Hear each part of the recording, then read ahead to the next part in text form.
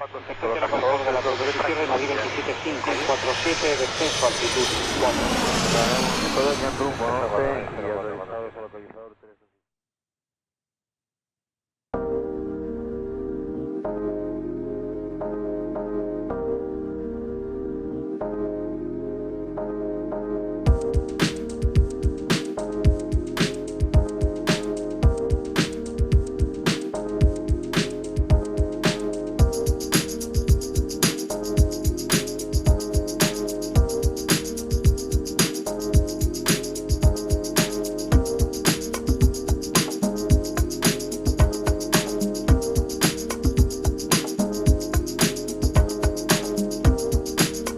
Y buenas tardes, aquí estamos otro día más, dispuestos y listos para poder pasar un buen rato hablando de aviones.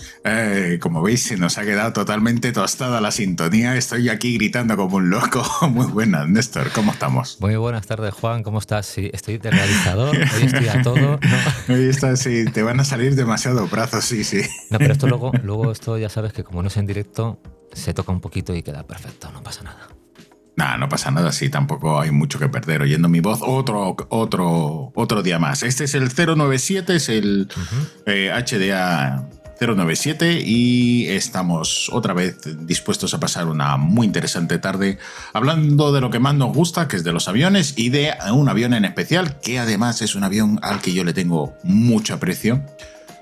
Mucho aprecio, porque llevo siguiendo en las publicaciones públicas desde prácticamente el nacimiento del proyecto y me interesaba muchísimo. ¿Qué tal, Néstor? ¿Qué tal tu semana?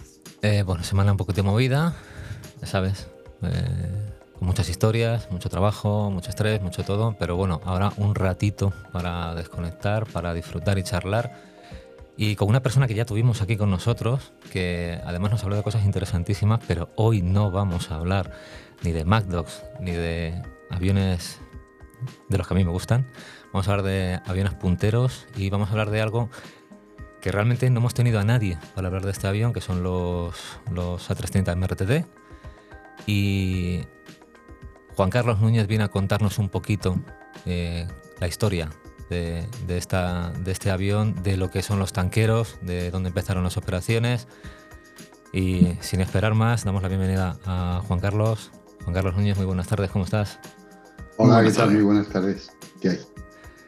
Bueno, pues la otra vez te emplazamos a que vinieras de nuevo a contarnos más historias. En realidad, yo quería que contaras muchas historias de tu etapa de Spanair, del MD, pero sin embargo hace poco en el trabajo hiciste una exposición muy buena sobre el MRTT, la historia del MRTT, y dijimos, ¿por qué no exponerlo, ¿no? Para los oyentes de alguna manera que pudieran conocer de primera mano a alguien como tú, que vuela tanqueros, MRTT, y nos pudiera contar efectivamente un poquito la historia, no a nivel muy extenso, porque te iremos preguntando a medida que vayamos avanzando, pero bueno, para que hicieras una pequeña introducción y nos dijeras este proyecto, cuándo nace, cuándo empieza.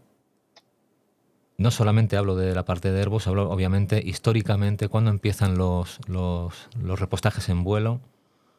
¿Qué nos puedes contar? Pues el tema empezó bastante pronto. Bueno, la idea de prolongar el tiempo de vuelo de un avión dándole combustible sin que tuviera que aterrizar, pues prácticamente ha sido desde el comienzo de la aviación también, ¿no?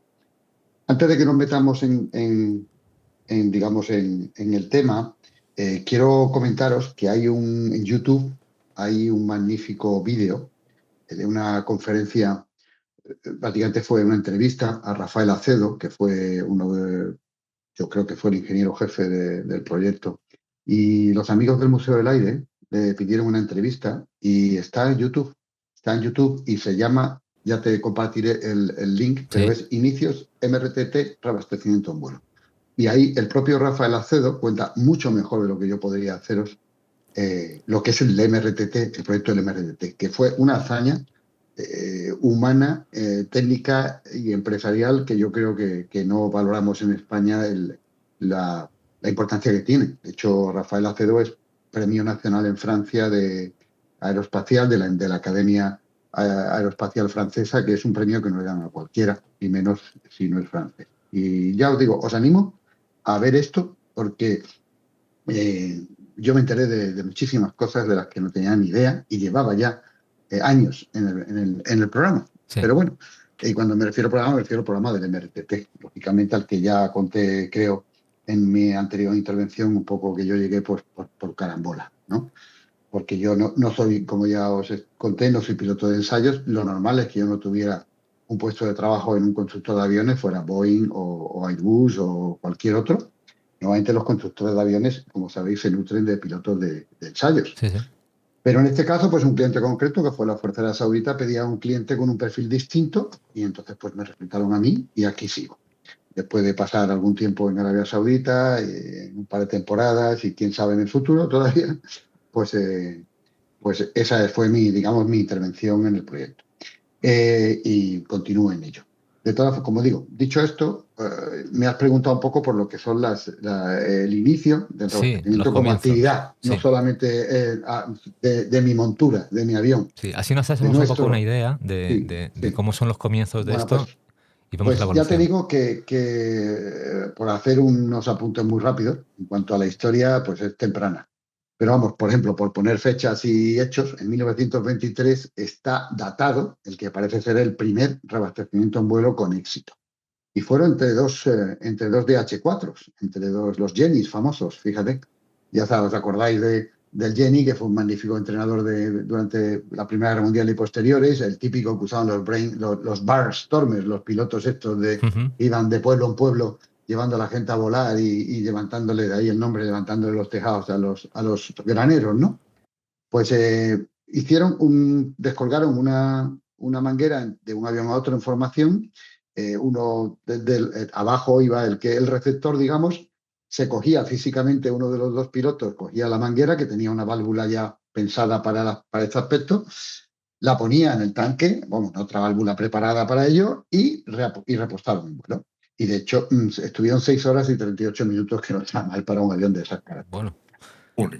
Esta aventura terminó mal, no en este día, sino en siguientes posteriores. Terminó el tema y se abandonó ahí porque la manguera, que era de caucho, se enrolló en el plano superior del receptor y se lo arrancó. Con lo cual el avión receptor se perdió con los dos tripulantes, ¿no? Entonces, pues ya sabéis, Otto Lilienthal dijo entre los restos de su planeador que hacían falta víctimas, ¿no? Pues efectivamente, desgraciadamente aquí también las hubo.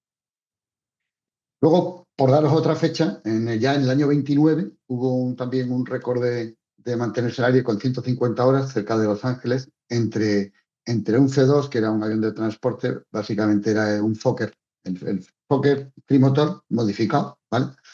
Que se llamó el Question Mark, el signo de interrogación, que creo que no es el único avión famoso que se ha llamado así. Y estuvieron en 150 horas, como digo, con aviones igual. Sí, volando, non-stop, ¿vale? Un Fokker trimotor. Y el tema fue, como digo, también por manguera descolgada, ¿vale? Supongo que esta vez con más cuidado, y se autoenganchando y pasándose combustible.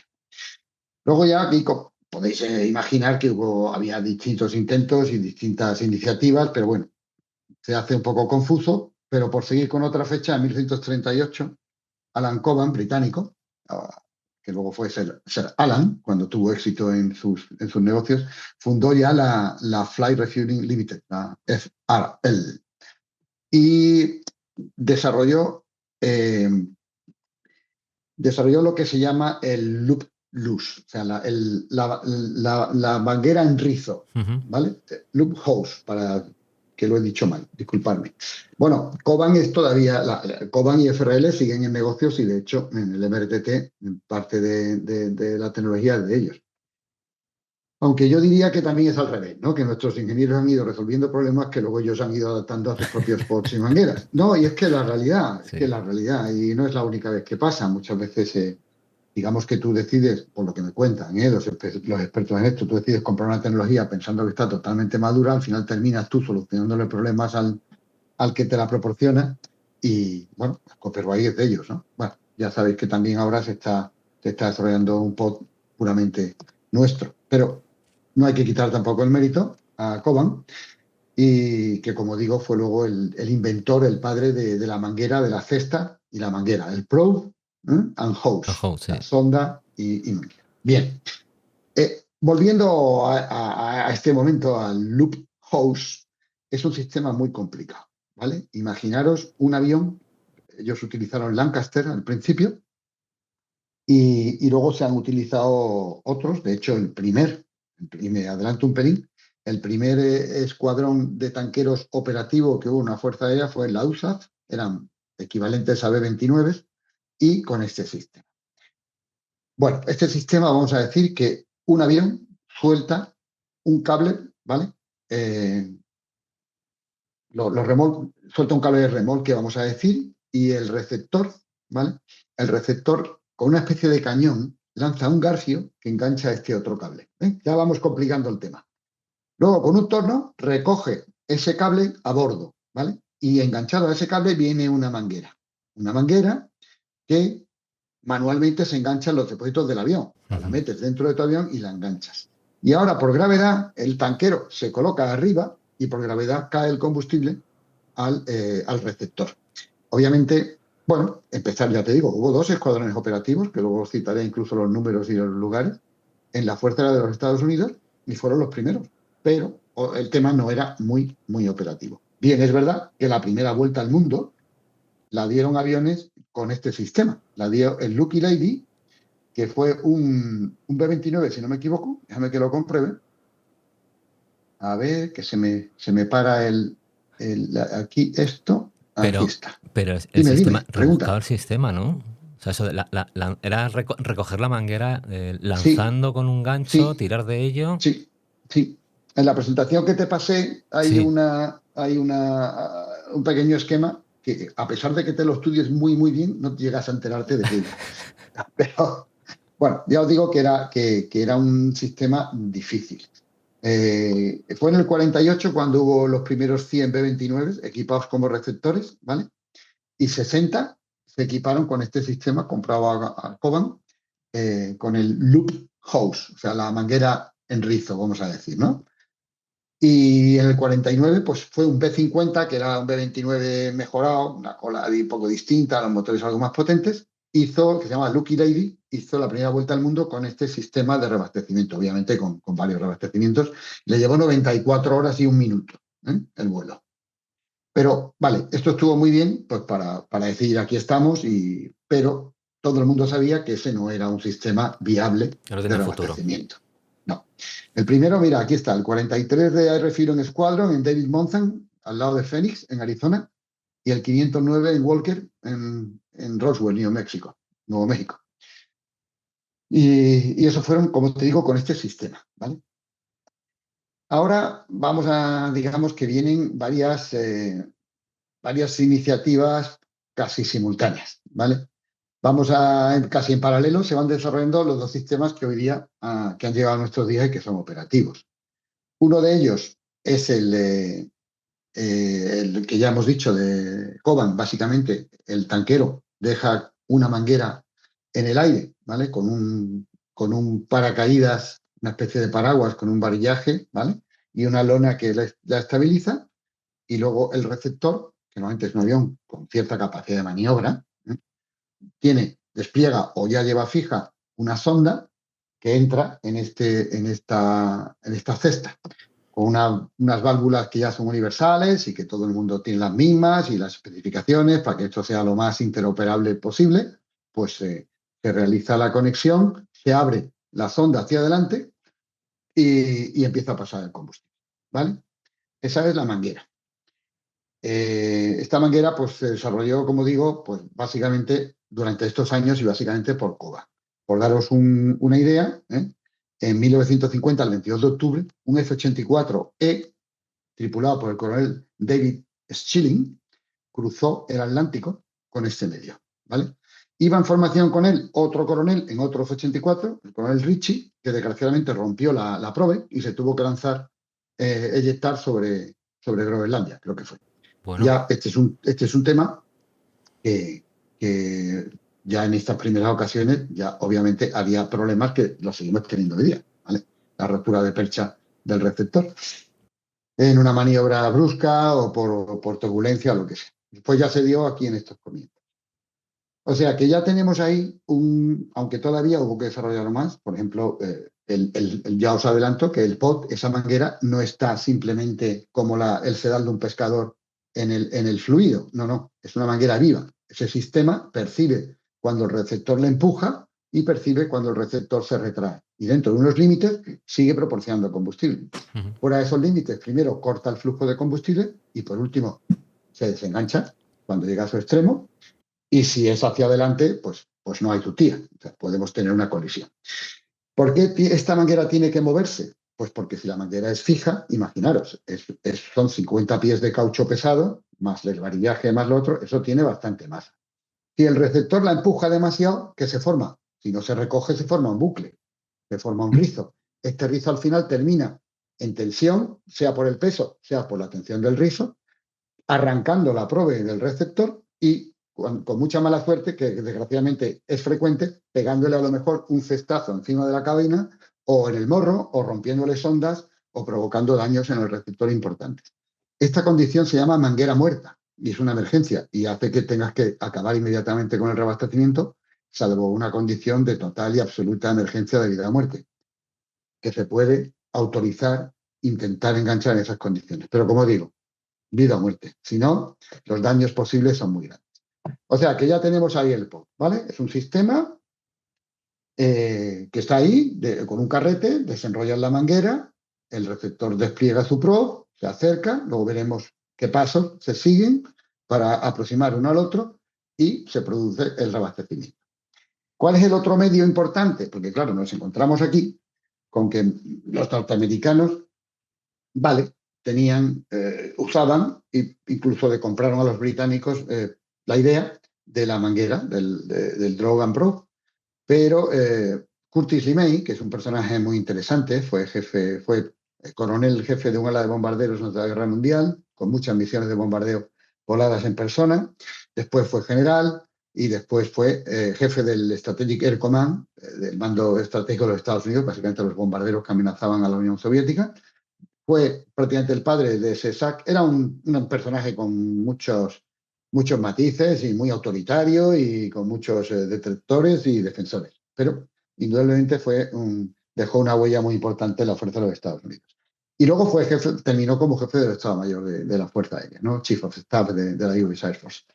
Bueno, pues este señor llegó a la conclusión de que su bombardero nuevo, el B-47, no podía maniobrar para pinchar un avión de esas características, y luego el B-52, que ya estaba en el horno, no tenían maniobrabilidad suficiente para pinchar y para mantener esa información el tiempo que necesitas para darle combustible a un bombardero de esas características. Porque claro, estamos viendo de cuánto tiempo. Un caza, vale, está enganchado un poquito, 5, 6, 7 minutos y adiós. Pero cuando tienes que enganchar un pesado, hay que mantenerse esa formación 15, 20, 25 minutos, dependiendo del tamaño del avión y de cómo de seco esté. Y claro, mantener información en un bicho de eso no es sencillo, ¿eh? No es un caza que se te mueva en la punta de los dedos, no. Entonces, ¿qué ocurrió? Pues había un invento alemán, curiosamente también, que fue lo que llamamos el boom, ¿vale? Sí. Lo desarrolló un científico alemán, el profesor Hollmann, ¿vale? Y llegó a manos, como tantas otras cosas, como las V2 y como etcétera, Pero etcétera. el boom es más reciente, ¿no? Es un sistema el muy boom más reciente. Desde el 48, ¿eh? Desde Tampoco el es tan reciente. 48. Sí. De hecho, los primeros escuadrón operativo de boom ya era del año 50. O sea que prácticamente toda la Guerra Fría, y ahora veremos ya luego la gran estrella de la Guerra Fría del reabastecimiento, se hizo con boom, ¿de acuerdo? Básicamente ahora, para que te hagas una idea, bueno, tú lo sabes, pero por recordarlo a nuestros oyentes, el sistema REI en la Navy es la cesta, ¿vale? Es el pod. ¿Por qué? Porque básicamente la Navy a quien reposta a sus cazas. Entonces, todos los cazas Navy, el Tomcat, por decirte uno, el F-18, que fue diseñado para Navy, son aviones con cesta. Perdón, sí, que enganchan una cesta con una sonda, ¿no? Sin embargo, la Fuerza Aérea siempre, desde estos años, ya se pasó al boom. También los cazas. Un F-15 reposta con boom. Tiene su receptor, concretamente en la parte izquierda trasera de la toma de aire. El Phantom, por decirte uno, también se le pinchaba aunque hubo luego versiones para otros países como nosotros, que tenían una sonda añadida, pero el Phantom de la USAF siempre fue un avión que recibía combustible por dorsal, por un boom, ¿de acuerdo? Entonces, pues el boom, ¿qué es? Ya lo verán nuestros lectores, nuestros oyentes, si ven imágenes, pero es básicamente una pértiga telescópica que en los primeros casos un señor tumbado en la panza de ese bombardero reconvertido dirigía con cable, con dos alitas, básicamente son dos alitas, y la vuela para apuntar y luego extender esa pértiga, que es telescópica, y enganchar en ese receptáculo que tiene como una rampa, ¿vale? Para que entre en esa rampa y al final termine golpeando en la válvula. Y ahí tienes una nozzle, una espita, que se abre cuando tiene, igual que el contacto entre el drogue y el boom, aunque no es el mismo, ¿vale? Es otro, pero igualmente tiene sus especificaciones, sus cierres, y una vez que todo está bloqueado, se abre la válvula y empieza a pasar el combustible. ¿Por qué Curtis LeMay no quería mangueras? Pues ya os he dicho una muy importante, por la maniobrabilidad que se necesitaba para enganchar. ¿Esta qué ocurre? Pues que, hombre, el bombardero se queda detrás en una posición que no voy a decir que sea sencilla. Tú tienes imágenes que luego a lo mejor puedes también pasar a nuestros oyentes. No es que sea totalmente sencillo, pero vaya, se puede mantener una formación dentro de unos márgenes, un piloto debidamente entrenado, ¿vale? Se hace un curso específico, se mantiene la calificación, etcétera, y entonces ya es el boomer, el operador de reabastecimiento, el que va a volar esa pértiga y te la va a clavar como un picador se la clava un toro. ¿De acuerdo? Entonces no es... y las oscilaciones que se permiten alrededor, pues son más amplias, ¿vale? Dentro de unos límites de ángulos, de elevación, laterales, etcétera, que te permiten, y también de extensión, lógicamente, y de aproximación, te permiten unas tolerancias mucho mayores que se han demostrado en la práctica que un piloto operacional de bombarderos o de transporte pues es capaz, con el entrenamiento, de asumir. Sí, luego otra ventaja a nivel de boom. ingeniería, claro, es que a nivel de ingeniería luego, lo que comentas de tolerancias para vibraciones, para esto, para lo otro, que luego sabemos que eso es extenso de narices, además. Sí, por supuesto no podemos comparar, y creo que tampoco tenemos tiempo para que yo lo haga, esos primeros boom volados por cable, por un señor tirado allí físicamente que por ejemplo el del MRTT, que hoy por hoy es el más avanzado. Sí, el MRTT de hoy es un fly-by-wire, ya lo veremos, eso es. y cuando lleguemos a eso. Y lleva un sistema de visión tridimensional, y ahora ya tenemos el A3D de reconocimiento de imágenes, o sea, eso ya es otro. Y yo diría que es otro podcast, vamos. Sí. Esto sería un podcast ya muy en profundidad. Pero entonces, lo que te decía, otra ventaja, y con esto vamos a dejar el boom, porque tampoco tenemos tanto tiempo, otra ventaja es el caudal, ¿vale? Para que os deis una idea, un sistema de sonda y cesta, un drop probe, pasas unos 1.500 kilos por minuto, ¿de acuerdo? Mientras que, dependiendo de varias cosas, pero para que te hagas una idea, un número gordo, 3.500 kilos pasa un boom, ¿vale? El caudal es mucho mayor, el diámetro del tubo es mucho mayor y, evidentemente, el sistema va muchísimo mejor. Te permite acortar esos tiempos en los que tienes que tener a un bombardero pegado al tanquero, ¿vale?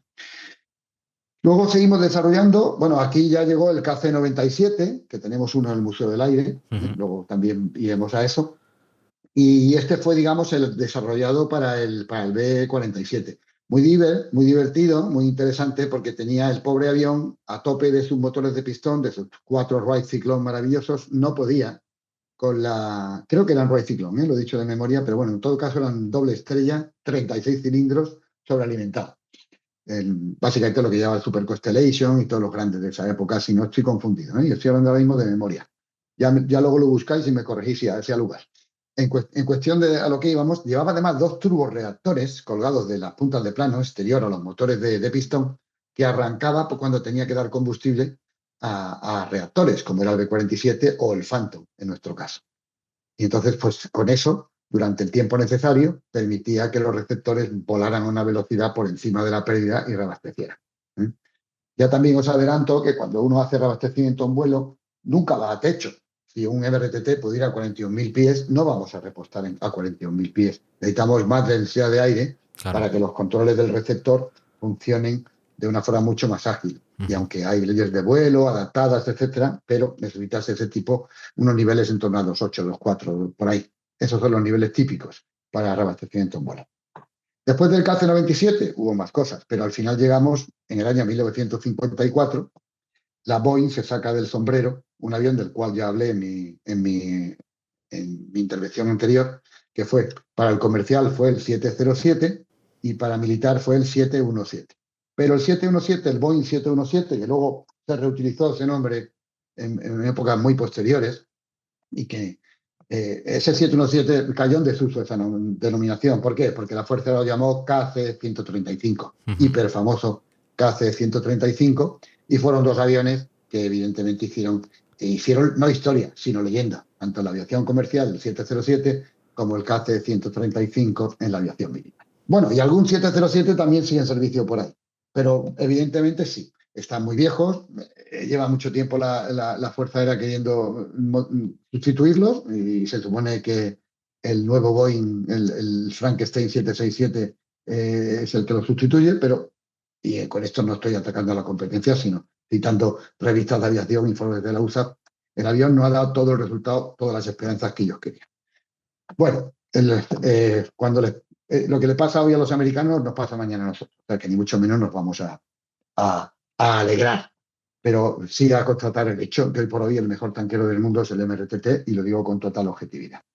Bueno, pues ya te digo, el KC-135 fue un avión, luego le siguió el KC-10, adaptación directa del DC-10, un avión también magnífico en lo comercial. Obviamente, cuando vas a convertir un comercial en tanquero, pues te buscas uno bien probado y que dé muy buen resultado, como ha sido el caso nuestro del 330-200 a MRTT.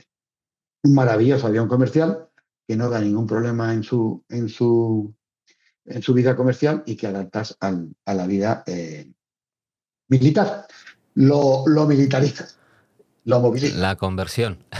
Efectivamente. Eso llegaremos en un momento, si os parece. Venga. Voy a hacer un rápido apunte porque hay que hablar de España, ¿vale? España tuvo, como es lógico, también tuvimos abastecimiento en vuelo. Y los primeros fueron 3 KC-97 del 123 Escuadrón de Torrejón que los americanos cedieron para, más un cuarto para canibalizar, porque era un avión que no estaba en su prime, en su mejor momento, para reabastecer a los Phantom del 122 y 121 Escuadrón del ala 12 de Torre, ¿vale? Y hicieron bastantes reabastecimientos en vuelo, con húmedos desde el año 76. Hicieron 1.500, tengo aquí anotado, 750 húmedos. Húmedo es en el que pasas combustible. Sí. Un seco es cuando no pasas combustible y se hacen muchísimos, por ejemplo, para entrenamiento de tripulaciones, ¿no? Y entonces, pues ese era solo boom, sirvió esos años y luego ya pues pasó a la historia cuando empezó a hacer un poco demasiado problemático. Vinieron una vez aquí como digo, hay uno en el Museo del Aire, el 3, que os animo a verlo, y vinieron a darnos una vez una conferencia a nosotros aquí, a los pilotos de MRT, vinieron los supervivientes de ese escuadrón y decían que olía a combustible, que era increíble, y daba miedo meterse en él. Pero bueno, cumplieron con su misión, la cumplieron y hicieron historia también, ¿no? Bueno. Y bueno, luego posteriormente pues llegó el Hércules, donde yo me estrené, ya en mi intervención anterior ya dije que soy una leyenda de la aviación. Y no por mérito mío, obviamente, sino simplemente por casualidad. Hércules 707, sí. Sí, la casualidad y la suerte que hicieron que fuera destinado de teniente al ala 31, que teníamos los KC-130, el T-10 con POTS, con su ventanita cuadrada en la puerta de paracaidistas para que el observador viera mejor, no la pequeña redonda que tenían los no tanqueros. Y bueno, y este avión del cual también podríamos estar hablando 3 podcasts, pues yo me estrené haciendo reabastecimiento en el 86, me parece. A tornados italianos, fíjate, que vinieron 2 tornados italianos que vinieron a Zaragoza a ver si efectivamente la interoperabilidad teórica era cierta, porque querían empezar a enganchar con nosotros en maniobras de la OTAN, que estábamos en aquel momento planeando la primera en la que iba a intervenir España. Después, ahí estuve de teniente y capitán durante 10 años, del Y luego, pues de comandante tuve también la inmensa suerte de ir destinado al 45 Grupo, que como sabéis, una de nuestras misiones era reabastecimiento en vuelo. En una época tan interesante como haciendo las Red Flags, los cruces de charco con F-18 para llevarles hasta Las Vegas e intervenir en el ejercicio Red Flag, que como digo, otro podcast sería para nada más que para hablar de la Red Flag. Hay hasta películas, como sabéis, de la Red Flag, Sí. ¿vale? Pero básicamente es hacer una guerra, lo más parecido a una guerra, pero en un entorno controlado y con data link, etcétera. Y bueno, para nuestro problema principal era llevar hasta allí los F-18, luego nos quedábamos también a dar combustible, pero ese ya era un reabastecimiento muy rutinario que no nos planteaba grandes problemas.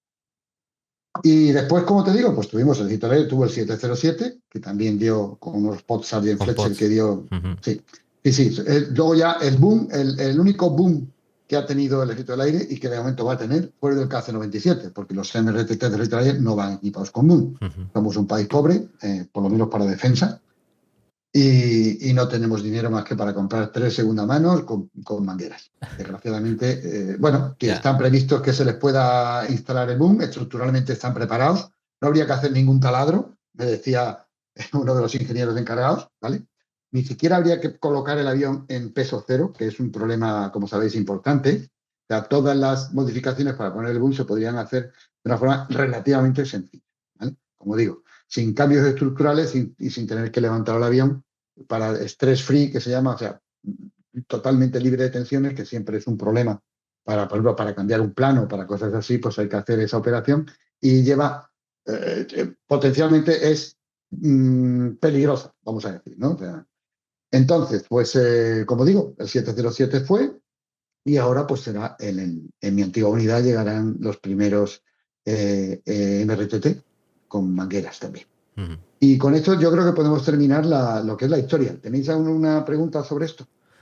Iremos poniendo también las imágenes, sobre todo para que los que quieran ver, Bien. en este caso quieran Sí. comprobar todo lo que he estado contando, Ujú. que tengan una idea sobre todo de la presentación que hiciste, que tienes imágenes de cada etapa, desde los Ujú. comienzos o la historia del repostaje en vuelo. Sí. Juan, que te veo muy Bueno, callado. No, estoy disfrutando de la historia, estoy disfrutando, me estoy imaginando aquellos primeros aviones siendo repostados casi a mano, ¿no? Se pasaron una botella los unos a los otros, casi. Las manos intervenían sí o sí, o sea, que había que físicamente coger con las manos tanto el sistema de la manguera de caucho colgando como el del famoso loop hose. Había que al final coger con las manos y enchufarlo, sí. Hay que cogerlo con la mano. Más adelante hablaremos de técnica, pero ahora mismo se podría decir que la pértiga, el boom este que lleva alitas y que lo llevan, o que va solo, o que lo llevan con un joystick, ¿eso se podría decir que es el sistema más avanzado que hay ahora mismo? Bueno, también el pod es muy avanzado también. Yo, para que te hagas una idea, sí, o sea, un pod de ahora no tiene nada que ver con los pods que había hace 20 O sea, años. no es esa manguera típica que se ve en las películas que va ahí bailando con el cono al final pero y que intentan sí, enganchar. lo de bailar es una... O sea, vamos a ver.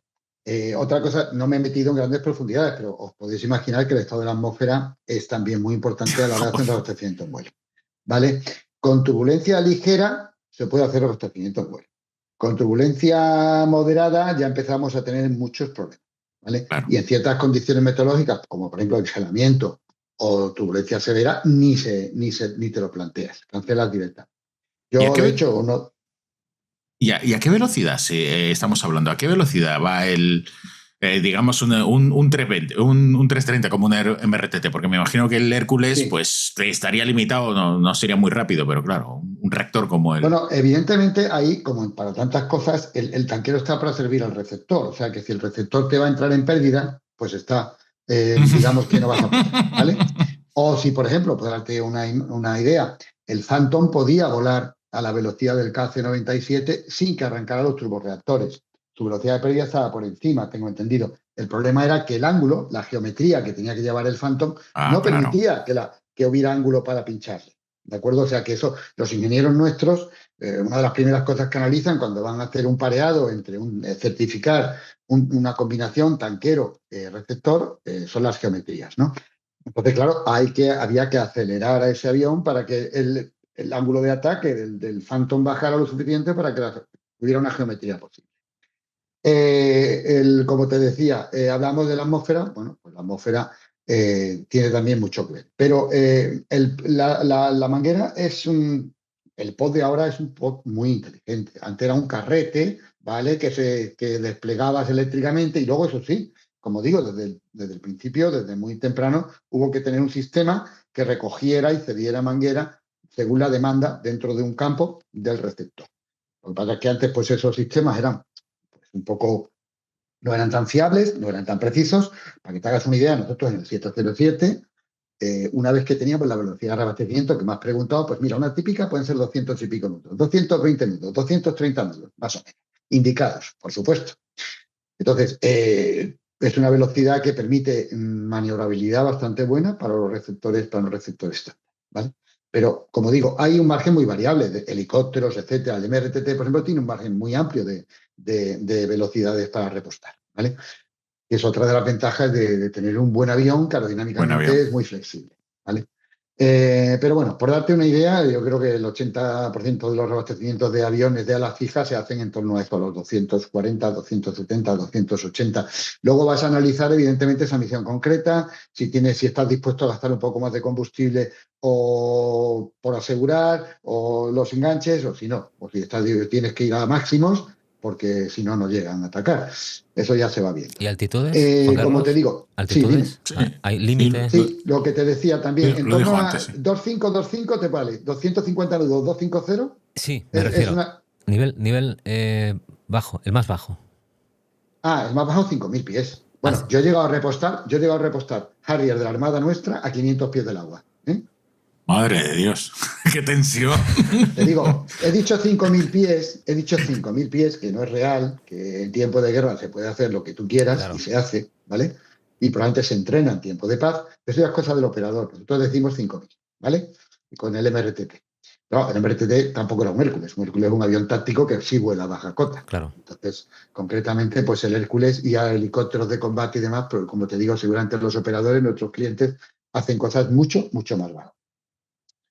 Pero simplemente no hay físicamente nada que te lo impida, ¿vale? Concretamente, por ejemplo, el software del MRTT, para darte todas sus capacidades automáticas, sí que está limitado a 5.000 pies, ¿vale? Y es el 330, hasta donde se pueda saber, mantiene las mismas protecciones que lleva en civil para que ni te pases ni te quedes corto. Es un avión que automatiza como hace tanto Airbus también la operación.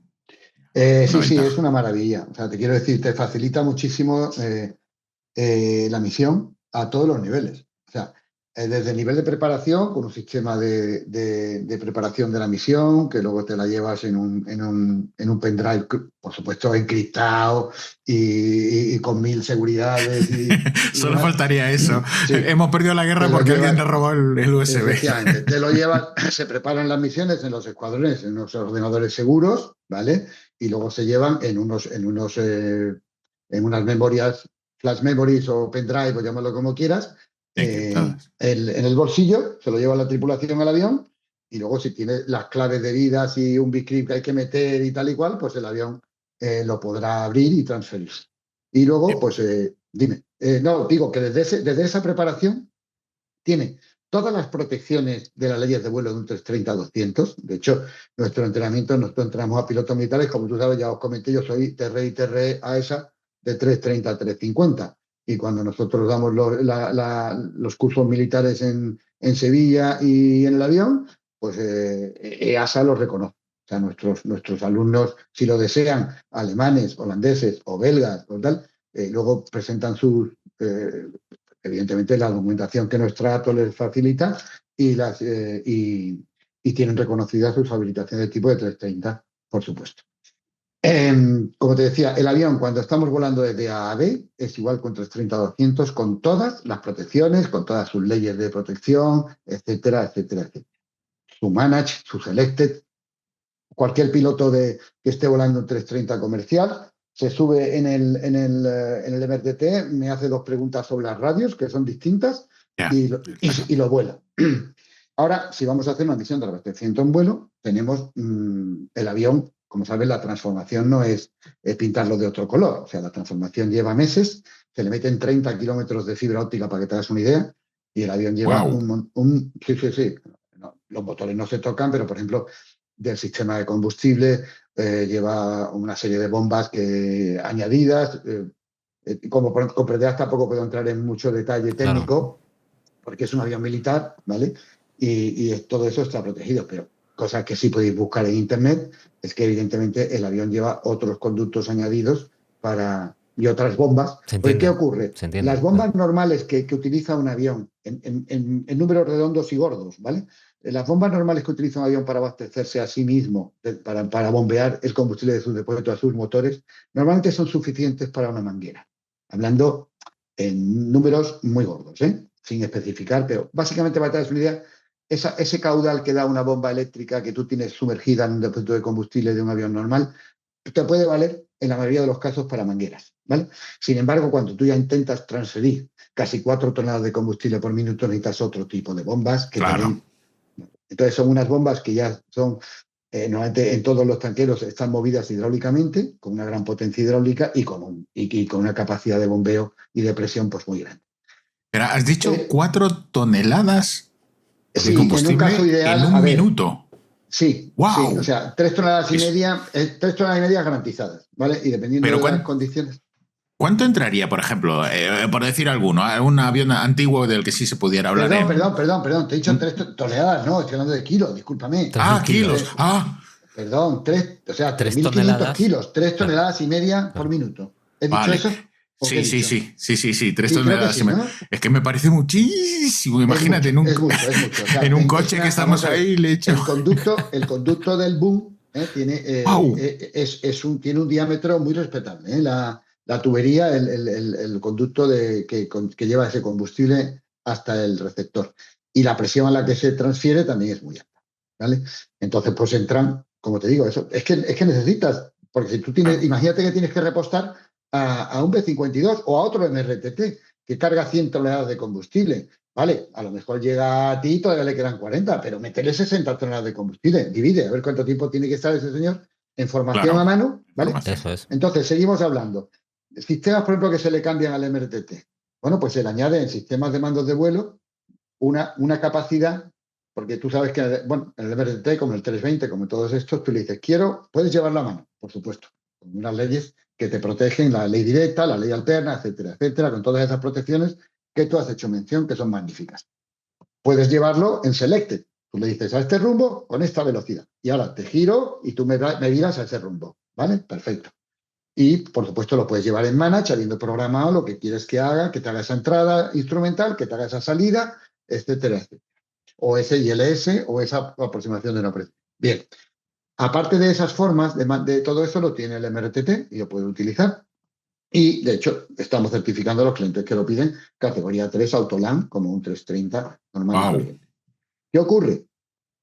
Que luego para reabastecimiento en vuelo tienes además un selector de bank angle, de forma que tú puedes hacer que el avión te vaya virando, tú le vas dando grado a grado y el avión empieza su viraje, o al contrario, o como haces en otras, le dices, quiero que vires con 27 grados a la izquierda, tiras y él entra perfectamente a 27 y te lo mantiene hasta que salga el rumbo que tú le dices que quieres que salga. Eso es un añadido también del MRT.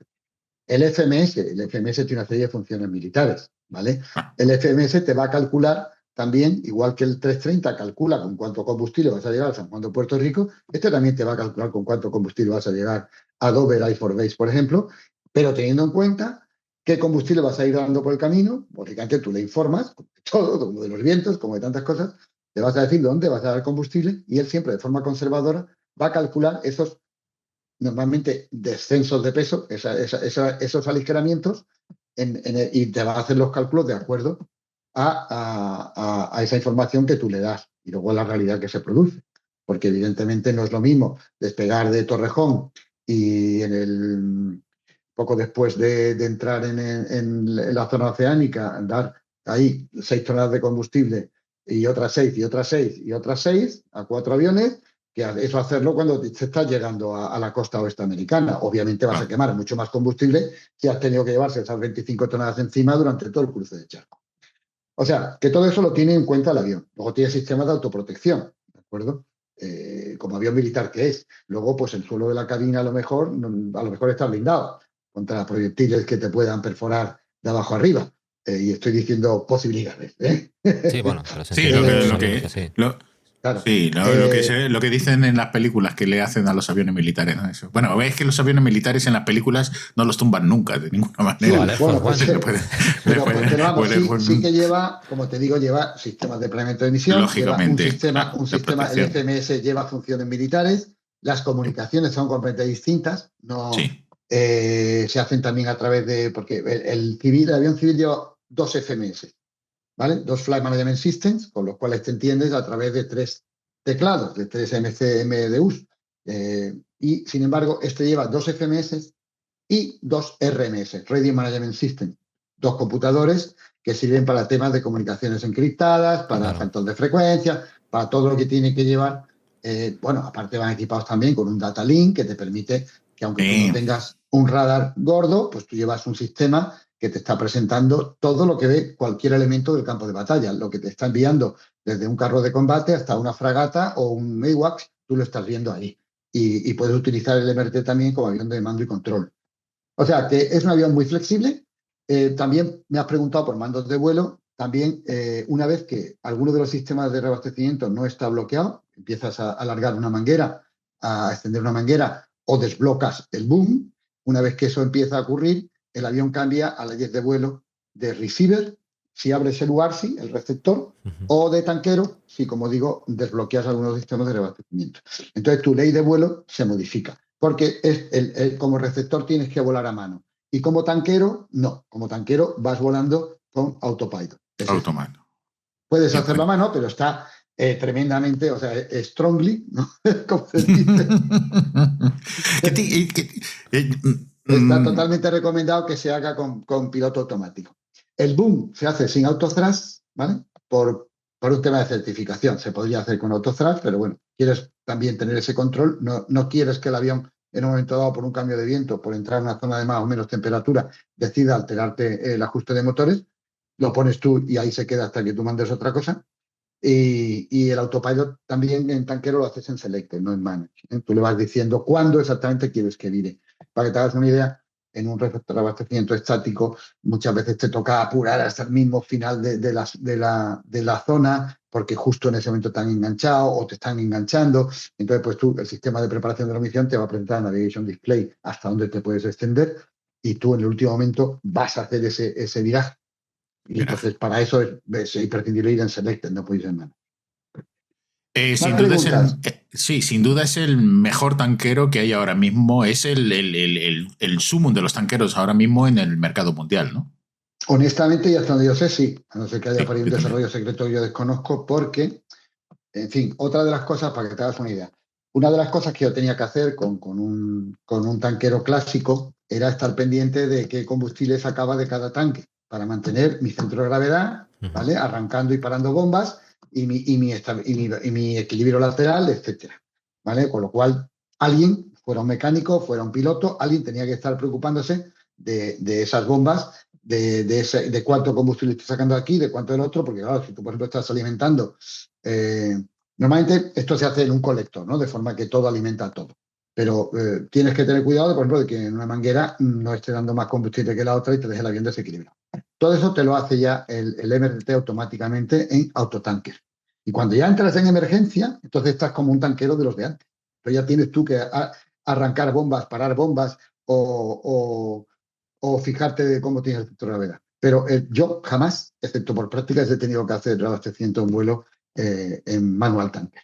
O sea, que el avión piensa por ti todo ese tipo de cosas, igual que el 330 piensa por ti.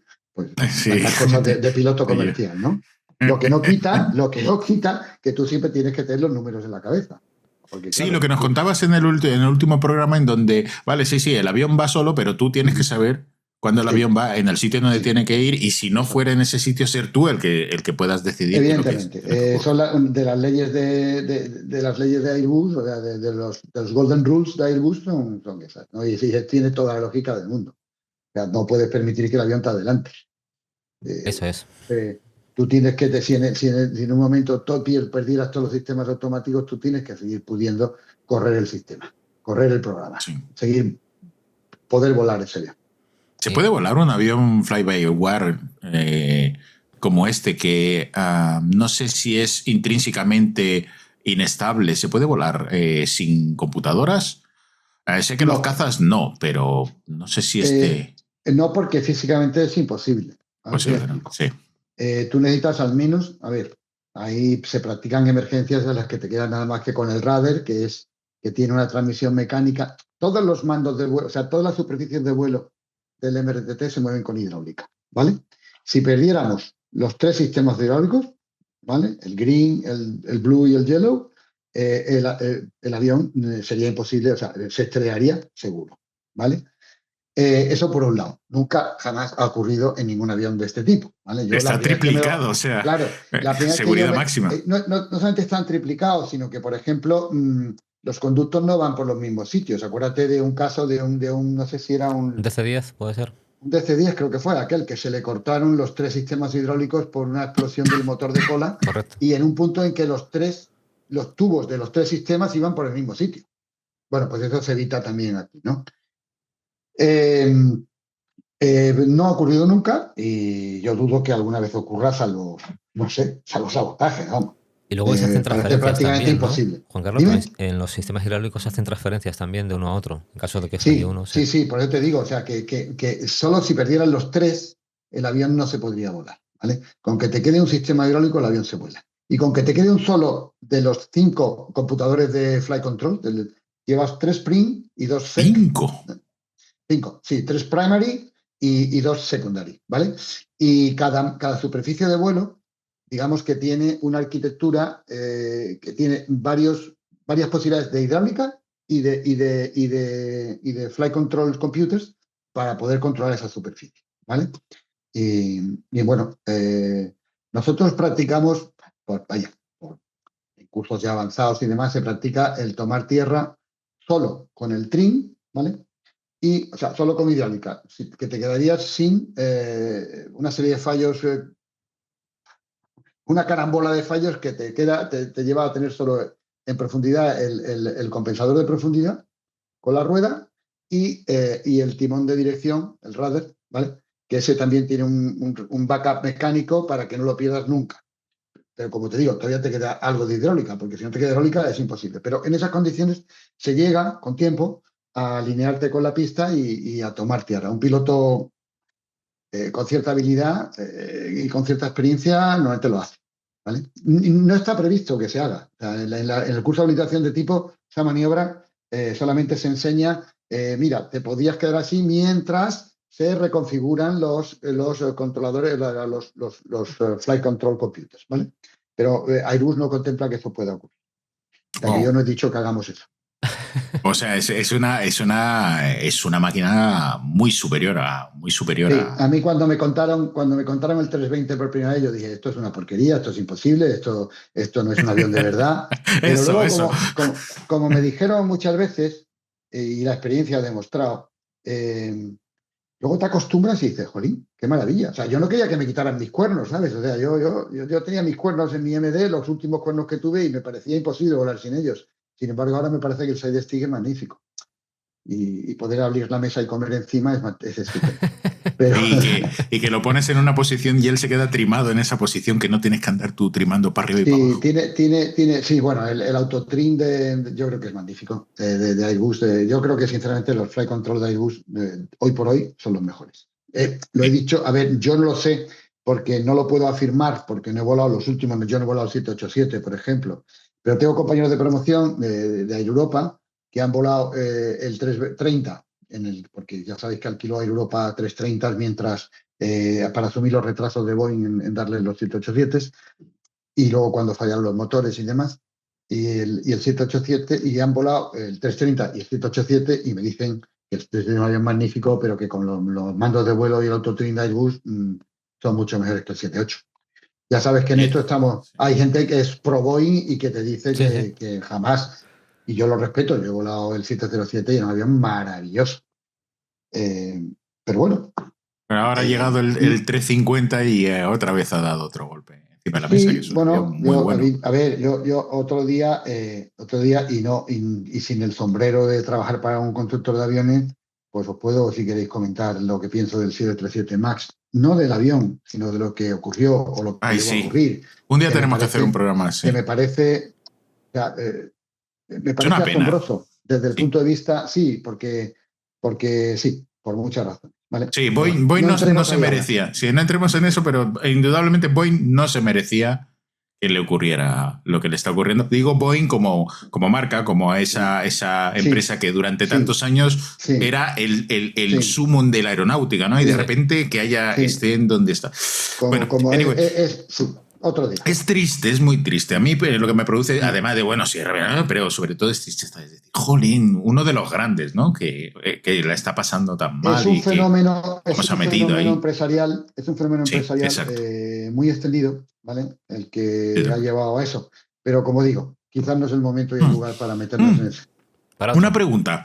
Tú que conoces los dos lados en el sentido de tú has servido muchas veces combustible en diferentes aviones y que me imagino que como también has estado en el desarrollo de ellos, has tenido que hablar con los pilotos que toman. ¿Tienen más facilidad en volar, en hacer el repostaje en un avión como un MRTT en comparación con un KC-135, por ejemplo, un KC-10? ¿Ellos Eh, ven la diferencia? Hombre, ellos ven de entrada, como te digo, tiene una envuelta muy amplia de velocidades y de alturas. Esto ya tiene una gran capacidad de combustible, ¿vale? Porque levanta 100 toneladas de combustible en el suelo. Claro, eso 100 y algo, ¿vale? Evidentemente, y ya hemos hablado, bueno, no sé si hemos hablado de la capacidad de llevar pasajeros o no, que tiene Eso te iba a preguntar después, que eso, además, ya bueno, para pues alucinante que ahora puede llevar pasajeros. vamos a eso ahora, me lo recordáis y que si os interesa. La Sí. cuestión es que bueno, el avión, yo creo que a la hora de que te reposten, bueno, vas a tener más posibilidades de repostar, porque, por ejemplo, pues los sistemas son más avanzados, te van a poder, vas a poder, pero yo creo que desde el punto de vista del receptor no hay tanta diferencia. Desde el punto de vista del operador, sí, porque dice, bueno, puedo meter más cazas en esta misión. Ahora, ya el piloto sentado en su avión, yo pienso que no tiene, que entre engancharle a un 707 su cesta o que te dé, o que te pinche un boom de KC-10 o de 707, creo que no hay mucha diferencia. Como te digo, por ejemplo, por lo que me cuentan, hay más posibilidades de que te pinche un MRTT a que te pinche por lo que me cuentan, un KC-46, ¿vale? Porque, por ejemplo, han tenido muchos problemas con el sistema de visión. Entonces, con ciertas condiciones de luz, era muy difícil. ¿Ah, Mientras que el sí? MR... Sí, sí. Yo creo que ya lo han solucionado, ¿eh? Pero la primera versión del sistema de visión, por ejemplo, dependía mucho de las sombras, decían los boomers, para ver exactamente cuál era la posición del boom con respecto al... No tenía esa percepción tridimensional que tiene, porque, bueno, no lo hemos dicho, pero el MRTT, vamos, los aviones modernos, no solo el MRTT, ya no va un señor tumbado o una señora, que he conocido Ah, no. boomers femeninas, ya no va tumbado allí atrás un señor, no. Ahora va en cabina detrás de ti, ¿vale? Y con una consola, con unas gafas de 3D y con una visión tridimensional y con eso es con lo que maneja claro, ese sistema de cámaras que son capaces de hacer una percepción de profundidad precisa en muchas condiciones de luz, de día, de noche, que es que esa es otra. O sea, la visión de las cámaras del MRTT, lo que ve en modo noche el boomer, es de una claridad increíble. Que digo, Sí, sí, añado dime. que en YouTube hay vídeos ya del A3R, del autorrefueling, Ah, esa es la última. están publicados, ¿eh? Quiero decir que lo que estamos Sí, sí, hablando es son una cosa que se promocionales sabe, además, sí, sí. efectivamente. Sí, sí, porque la última, que eso no lo hemos dicho, es el A3R. El A3R que está desarrollando Airbus es por reconocimiento de imagen. Nos reímos con los boomers porque le decimos, oye, ya os dejamos en el suelo. Y dice, sí, sí, os dejamos nosotros en el suelo a vosotros porque llevamos pilotos automáticos. ¿A que venís? Pues esto es igual, ¿no? Ellos siguen a bordo, pero evidentemente la fatiga y la precisión de reabastecer 30, 40 receptores que te puedes reabastecer una misión de esta manera, que es, tú le dices, informas al avión de qué receptor va a venir, él reconoce la imagen, te la presenta bordeada en verde diciendo, este es el avión, es correcto, y este es el lugar, ¿sí, verdad? Tú le dices que sí, y él automáticamente mueve el bull, lo vuela y engancha perfectamente. Wow, eso es una cosa que de verdad. Totalmente automatizado, sí, sí. Alucinante. Totalmente Pues automatizado. es un sistema de reabastecimiento automático. O sea, tú vas Sí. volando y va llegando la gente y el avión Sí. solo saca las mangueras, los engancha. No. Es como cuando hablamos del autolán. El autolán, sí, efectivamente, es autolán, pero el piloto sigue allí y sigue diciendo Claro. cuándo saco el flap, cuándo saco el tren, cuándo reduzco velocidad. Y cuándo estoy listo para tomar. Si yo se lo hago todo correctamente, el avión me va a llevar perfectamente al suelo con un límite de 20 nudos de viento cruzado o con lo que sea. Y lo va a hacer magníficamente, pero yo tengo que ayudarle La mano, todavía. Sí. ¿Sería posible hacerlo totalmente? Pues probablemente hay tecnología para hacerlo. ¿Está certificada hoy por hoy? No. Y aquí es exactamente igual. O sea, todavía, evidentemente, ya hay drones de reabastecimiento en vuelo. O sea, tú puedes desde el suelo hacerlo sin que vaya un señor a bordo. Claro que sí. Pero nuestro avión, hoy por hoy, lo que está certificado, lo que vendemos a nuestros clientes, es que ahí está el boomer, está el operador de reabastecimiento, y él es el que va a controlar la seguridad de la maniobra. Que esa es otra cosa. Este avión ha sido todo un éxito. Se ha vendido en Europa y se ha vendido fuera de Europa y en todos los sitios en donde nos han dejado. De hecho, lo vendimos a los Estados Unidos y tuvieron que el Congreso de los Estados Unidos parar la venta porque dijeron, ¿qué hacéis? ¿Cómo estáis comprando aviones europeos? Vuelvo a repetir, iros por favor a ver ese vídeo de Amigos del Museo del Aire, porque cuenta, vamos, yo estoy convencido que si nosotros fuéramos los norteamericanos habría una película ya sobre cómo se desarrolló el MRTT. O sea, hasta el punto de que la segunda jefa de compras de la USAF ingresó en prisión, llegó a ingresar en prisión, porque le pasó absolutamente todos los datos que mandábamos de aquí, se los pasaba a Boeing directamente. O sea, reenviaba todos los correos técnicos de Airbus.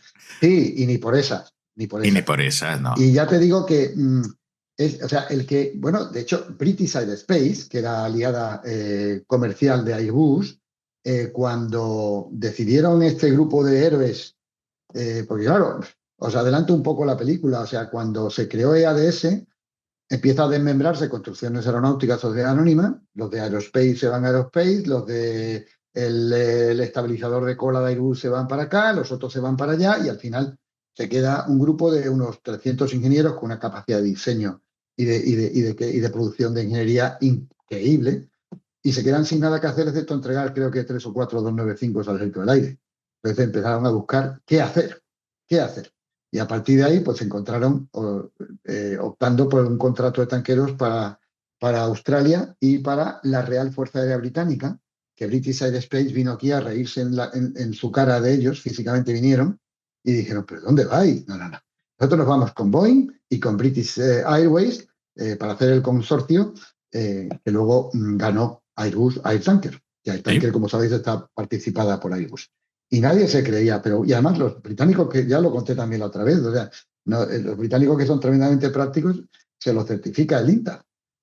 Nosotros hemos estado en Patterson River certificando el F-35 con un F-7A, o sea, con un avión británico, con un tanquero británico que habíamos recogido en Bryce Norton, nos lo llevamos a Patterson River en Maryland creo que es, y allí, que es la escuela de pilotos de ensayos de la Navy, el cuartel general de la Navy ahora, y donde tienen el F-35, y estuvimos allí certificando el F-35 con ingenieros del INTA a bordo, como certificadores y poniéndonos el bien o el mal. O sea que, y los británicos admitían, reconocen, no es que reconozcan, sino que han dicho, no, el INTA nos sigue certificando. Sí, de hecho, en fin, fue un programa, no me quiero meter por ahí porque ya te digo que es asombroso en 27 grupos. Veros ese YouTube, que vale la pena, porque además tiene mejor información de la que puedo yo dar. Y entonces se habla mucho, no todo, pero habla mucho de lo que de la aventura maravillosa que ha sido el MRTT y el logro increíble, porque como tú has dicho, se lo vendimos a los británicos, a los australianos, que fueron el cliente inicial, ¿vale? El prototipo, digamos, fue otro mérito, un avión que se ha hecho sin que tuviéramos prototipo, íbamos trabajando los aviones de los clientes, bueno, iban trabajando, que a mí no tocará más que la parte más bonita y más fácil. Ya te digo, Reino Unido, Australia, Arabia Saudita, que gracias a ellos yo estoy aquí hablando ahora con vosotros, gracias a ese cliente, Emiratos, ¿vale? Y luego Singapur, Francia, el consorcio que engloba a Alemania, a Holanda, a Luxemburgo, a Bélgica, Holanda, Luxemburgo, Alemania, creo que ha entrado Dinamarca, bueno, no quiero seguir, pero es un consorcio multinacional con fuerzas aéreas tan importantes como la Luftwaffe, ¿vale? Y la holandesa. Y luego tenemos también Singapur, y parece que lo va a comprar también otros países, ¿vale? No sé si me he dejado alguno, pero vaya. España. España también, cierto, España ha comprado, bueno, cierto. tiene un compromiso de compra de 3, ¿no? O de 2, No, creo que era. tres van ya, o sea, ya está uno, están ya muy avanzados y van a ser 3 seguros. Eso seguro. Y luego se les pone boom o si quieren alguno más, ya eso yo no soy el que lo dirá, evidentemente. No, pero Y volviendo al sí. tema tuyo de los pasajeros, que lo hemos dejado atrás y también quiero destacarlo. Ya sabéis que los tanqueros típicos, como el KC-135 o el KC-10, llevan una puerta de carga y llevan en la zona de que normalmente ves carga o equipajes, debajo de la cubierta de pasaje, digamos, pues ahí se ponía la cabina del boomer antiguamente y depósitos auxiliares de combustible para dar más capacidad de reabastecimiento. Y la parte de arriba normalmente se hacía una cabina de carga con rodillos, con una puerta lateral de carga, y se podía meter carga paletizada o palets de asientos en un momento dado para llevar pasajeros, ¿vale? En el AMRTT, cuando nuestros ingenieros se pusieron a transformar el 330, se dieron cuenta que es que no se podía poner más combustible. ¿Por qué? Porque el avión tiene un plano muy largo, 60 metros de envergadura, y le entra muchísimo combustible. Rara vez va lleno de combustible un 330 comercial, por no decir que prácticamente nunca. Yo he hecho vuelos de 14 horas sin ir totalmente lleno. Por ejemplo, devolver un avión a Singapur, ese último vuelo que se suponía que iba a ser mi último vuelo, y que hicimos de devolver el avión a Singapur, un avión que habíamos tenido aquí para ensayos, se lo devolvíamos al cliente, ellos no tenían tripulación y nos pidieron que se lo devolviéramos. Y nos hicimos un salto de 14, 15 F1 y el otro creo que fue 15 algo, porque fueron 2 aviones. ¡Qué barbaridad! Y claro, ¿qué ocurre? El avión va vacío, llevamos la tripulación, y punto. Y algún bocadillo. Pero no, llevábamos catering decente, eran muchas horas. Pero lo que te quiero decir es que, ¿qué ocurre? ¿Por qué? Porque el avión tiene esa capacidad de combustible. Cuando un avión comercial vuela a Brasil desde París o desde Madrid, no va lleno de combustible, ¿vale? ¿Qué ocurre? Pues que el avión pesa, el 330 comercial, vamos a decir, ponte que pese unos 115 toneladas, ¿vale? Su peso máximo de despegue son 230 y tantas toneladas, ¿vale? ¿Qué ocurre? Anda, que no Pues entra. que eso ahí tienes que elegir, como sabes, entre carga de pago y combustible. Eso es. Pues a lo mejor le metes 70 toneladas de combustible y estamos en ¿cuánto? Pues 115 y 75 toneladas, vamos a poner. Pues 9, 190, ¿vale? Pues te queda hasta 230, y estoy haciendo números muy gordos, ¿vale?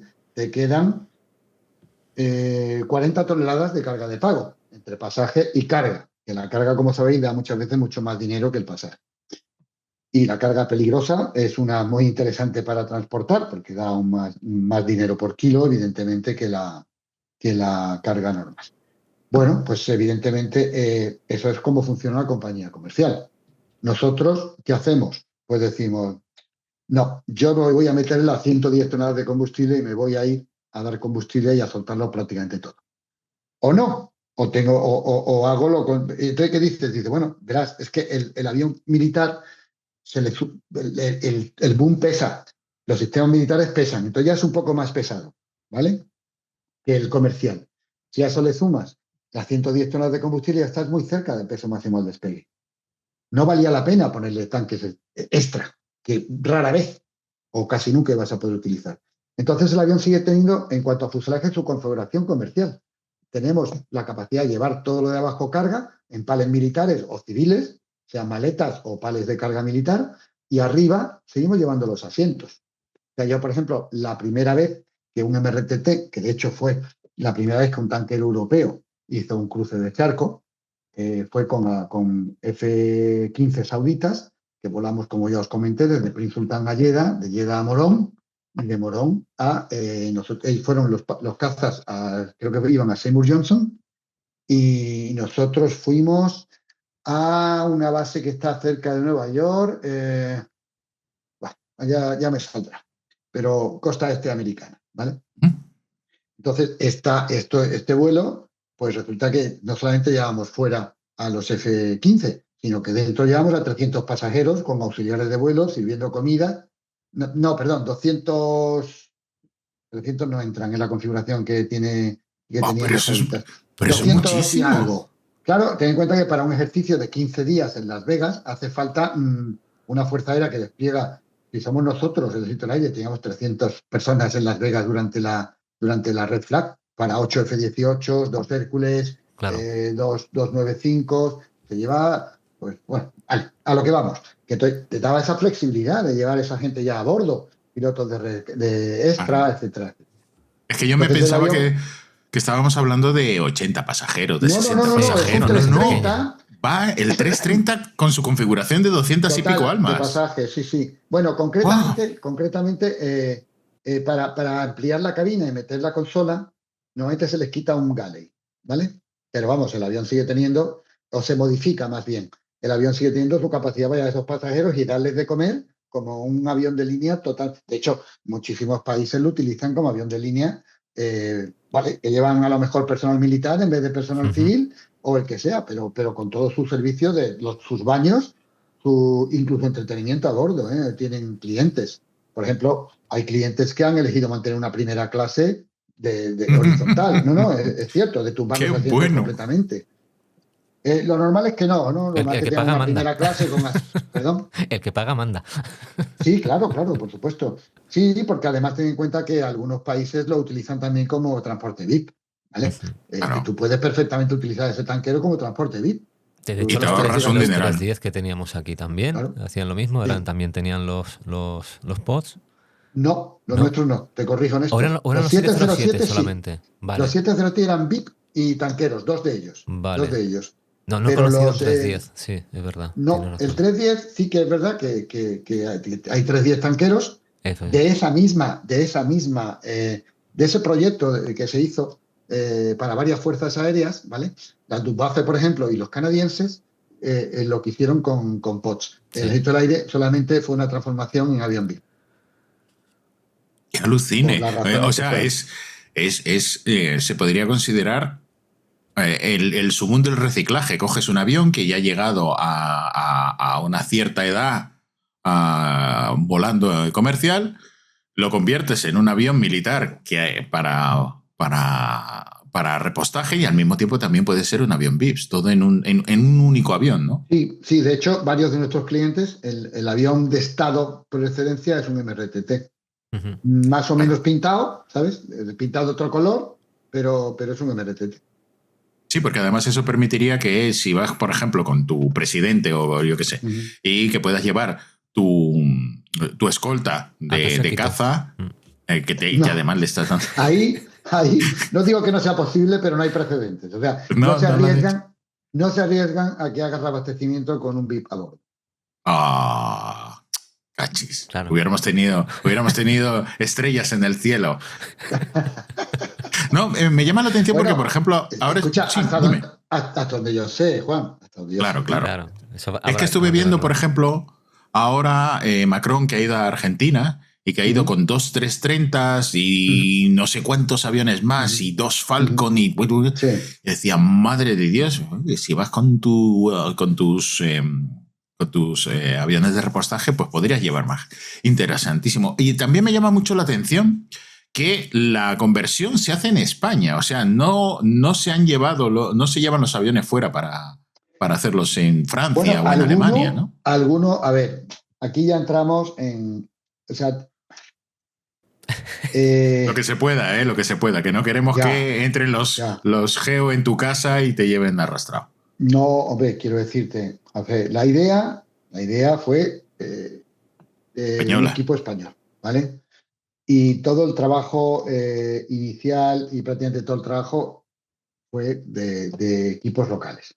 Y al principio, de hecho, y bueno, y esto es una cosa que hasta cierto punto es normal, pues que nadie daba un duro por la idea, ¿sabes? O sea, evidentemente que de pronto unos señores que lo que habían hecho era un 295 se pongan a un avión magnífico, o el Aviocar, que es un avión maravilloso o el C-101, etcétera. Bien, pues no había confianza en que esos equipos, que luego demostraron que estaban a esa altura y mucho más, fueran capaces de hacer un avión para competir con los norteamericanos.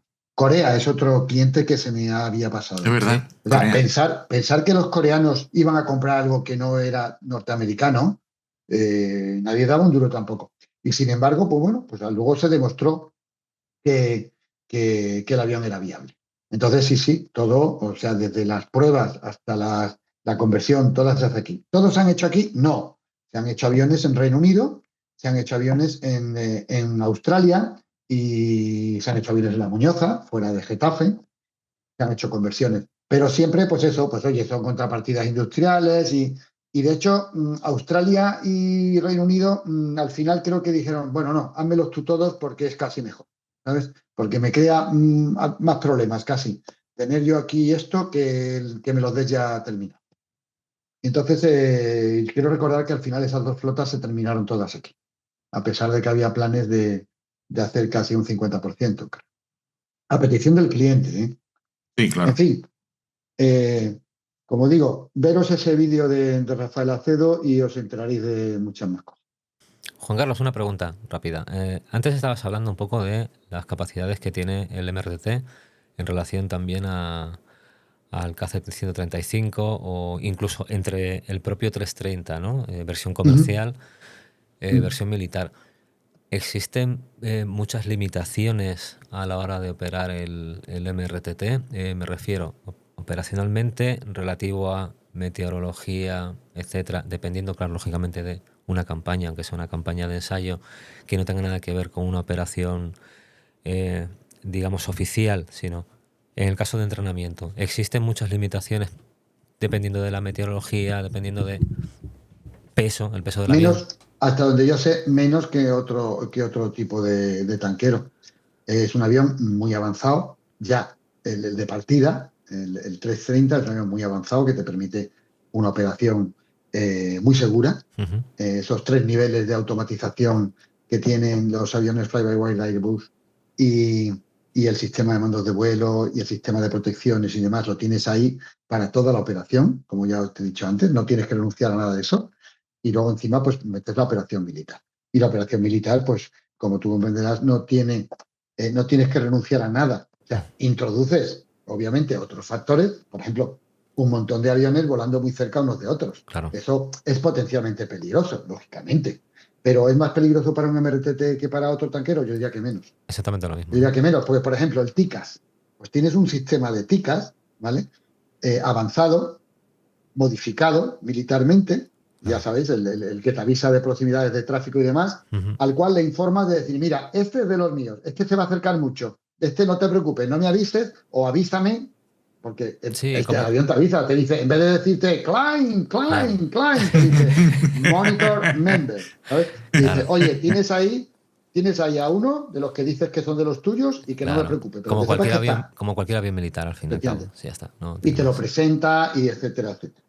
Pero bueno, yo creo que los otros aviones militares no tienen o sea, el TICAS sigue funcionando en otros modos. O sea, si se te acerca un avión que no es de los tuyos, y él te va a dar tu aviso y tu resolution advisory, si es necesario.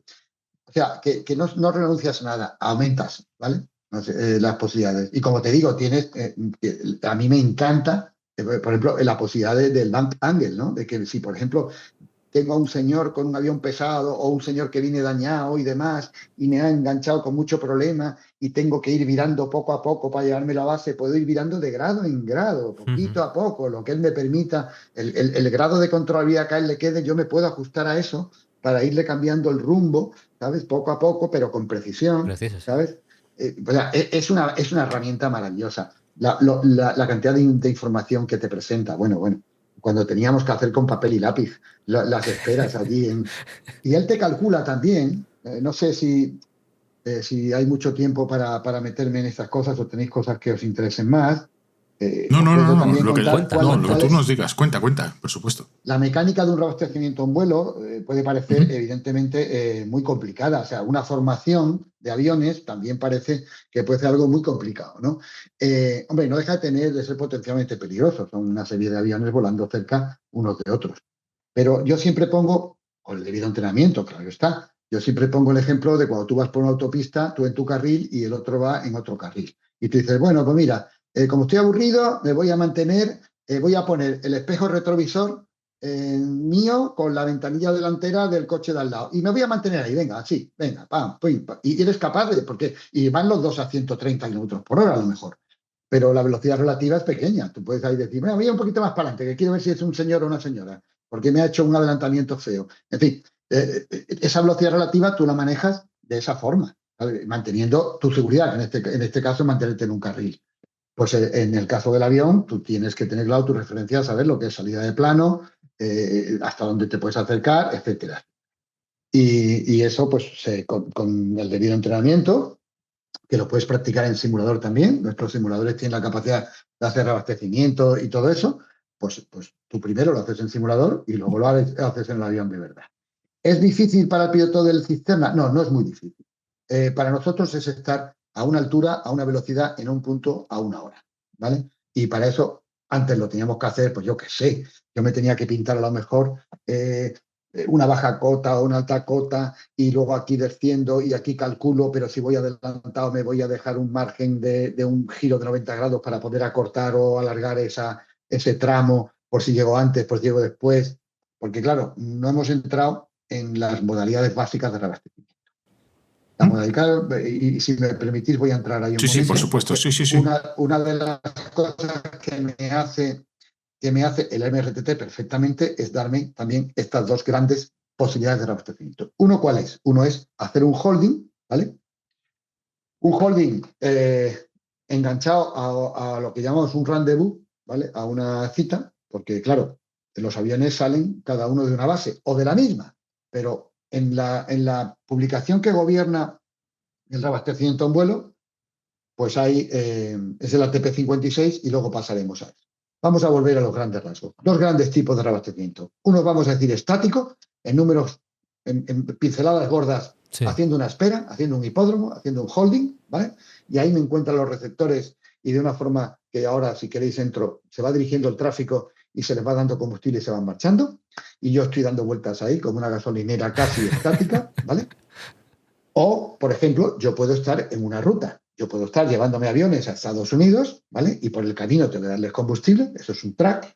O yo puedo estar atacando, en cuyo caso, por ejemplo, os pongo un ejemplo de un ejercicio que estoy convencido que no es secreto. Hipotéticamente vamos a suponer que yo tengo un archipiélago al que quiero atacar, ¿vale?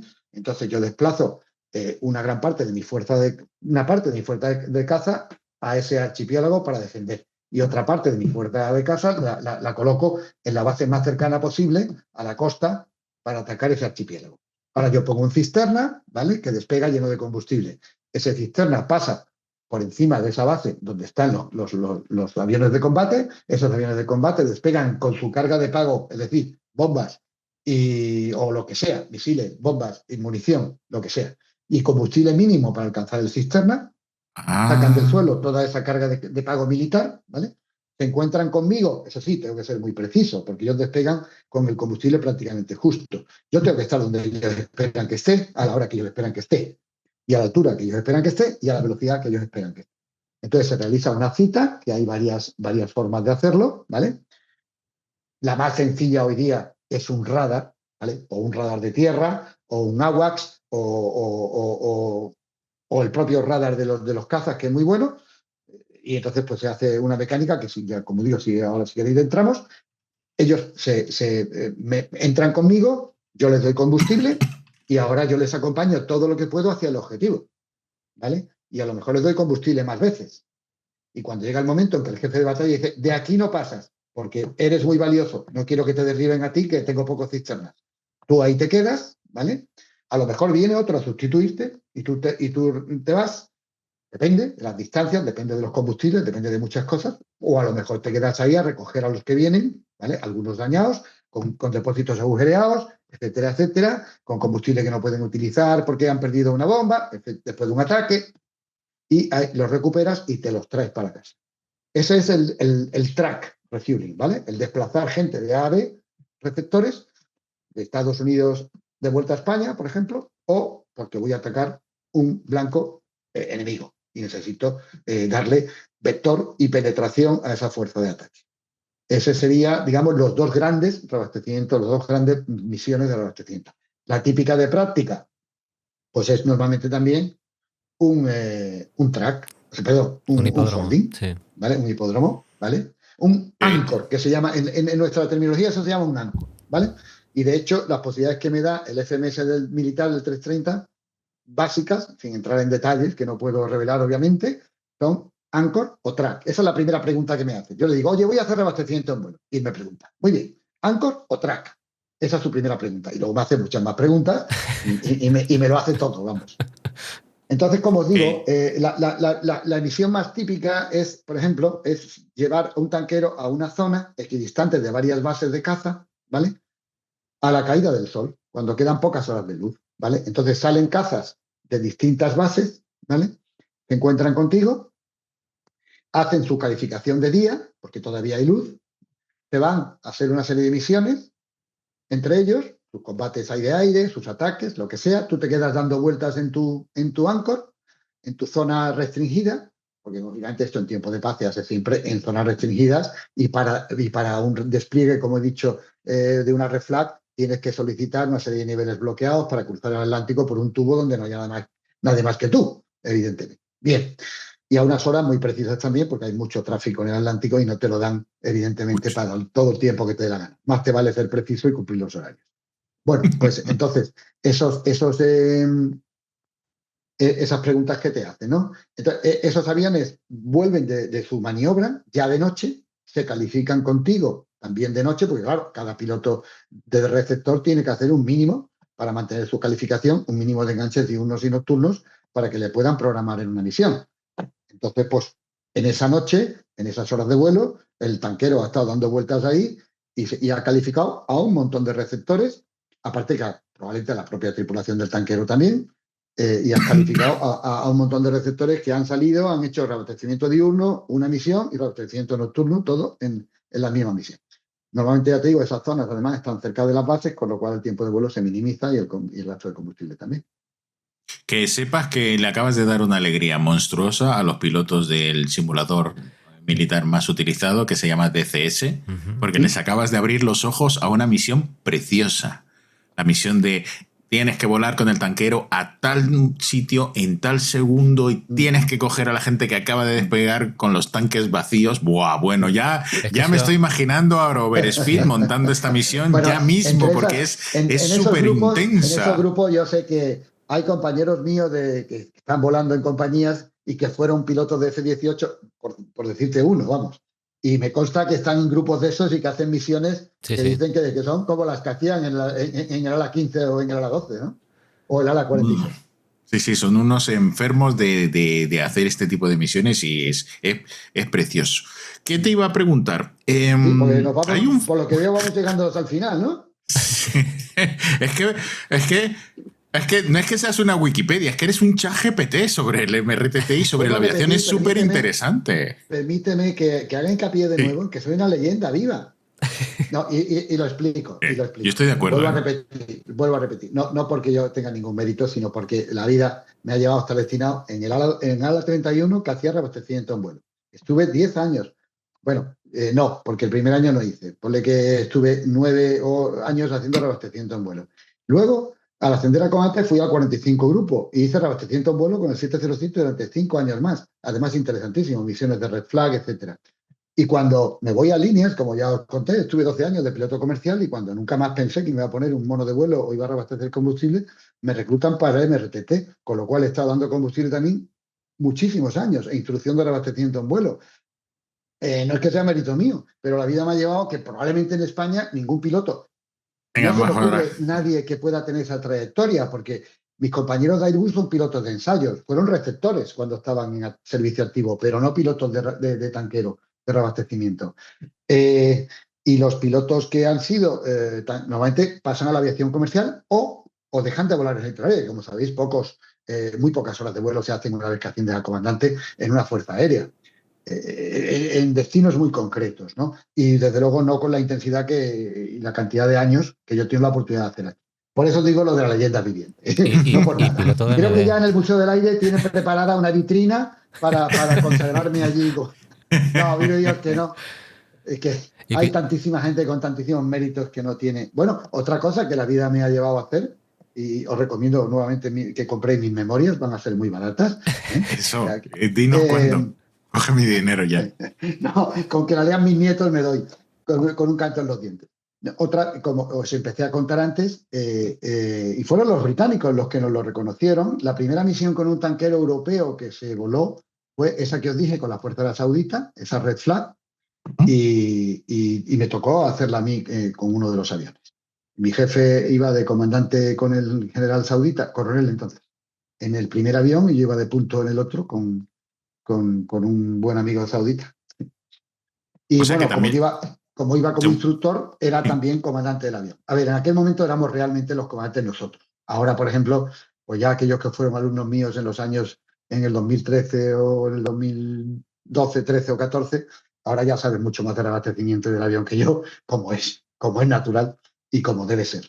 Y uno se siente orgulloso, ¿verdad?, de haber contribuido a eso. Fíjate, por ejemplo, el actual coronel de la unidad de MRTT sauditas fue el alumno mío de capitán, un maravilloso piloto y una magnífica persona, y bueno, evidentemente ya me da 20 vueltas a mí como piloto, como de tanquero y de todo tipo. O sea que... Y eso es lo bonito de ser instructor. Ahí no te lo puedo negar. Lo de ser instructor es el ver cómo crecen tus alumnos, eso es algo... No es el mismo ámbito, pero en mi caso, que yo también soy instructor, estoy totalmente de acuerdo contigo. La docencia tiene esa maravillosa faceta, que es ver cómo te adelantan. Y luego echarlo, que echen a volar.